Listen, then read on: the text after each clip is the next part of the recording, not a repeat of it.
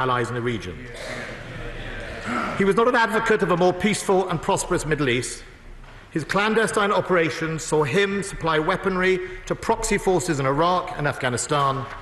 He encouraged proxies to develop weapons such as improvised explosive devices that killed and maimed UK soldiers and other Western forces. And nor should we forget how he fomented instability in places like Basra, where British forces were stationed. The United States government has asserted that General Soleimani organised the strike on the 27th of December by the militia group Kataib Hezbollah, which targeted a US military base in Kirkuk, Iraq, and killed a US civilian contractor, and the US is confident that General Soleimani came to Baghdad to coordinate imminent attacks on American diplomats and military personnel. Such behaviour does nothing to enhance Iran's reputation with its neighbours. The UK will always defend the right of countries to defend themselves. The House will want to know that since October 2019, coalition bases, which contain both United States and United Kingdom personnel, and the Baghdad International Zone have been attacked 14 times. One attack on K1 base involved 32 rockets. Our challenge now is, however, to deal with the situation we find ourselves in. The US consistently showed restraint through all those previous attacks, even when their right to self-defence was well established. Since the early hours of Friday morning, the government has responded to these events. Further conflict is in no one's interest. The only beneficiaries would be the terrorists and extremists, seeking to use the chaos as cover to advance their abhorrent objectives. So we are urging all people, all parties, to de-escalate as soon as possible. Meanwhile, the safety and security of British citizens and our interests in the region are of paramount concern.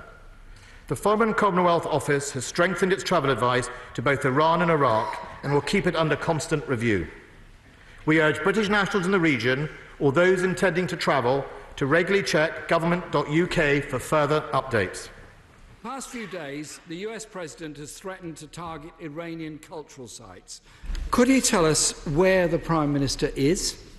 And what is he doing that's so much more important than addressing Parliament on the assassination of Iranian General Qasem Soleimani? An extremely dangerous and aggressive act that risks starting yet another deadly war in the Middle East. On Friday, I sent the Prime Minister a letter posing a series of questions. He has not answered any of them. Instead, today, he's hiding behind his Defence Secretary. Isn't the truth, Mr. Speaker, that he's scared to stand up to President Trump because he's hitched his wagon to the prospect of a toxic Trump trade deal?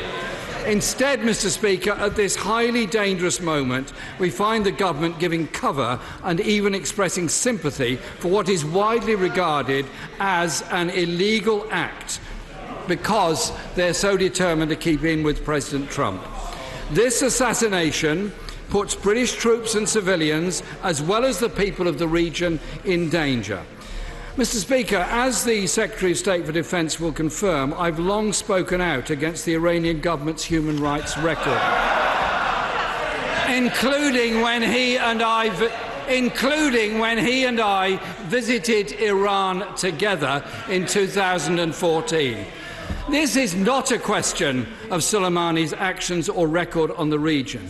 Whatever the record of any state official, the principle and the law is that we don't go around assassinating foreign leaders.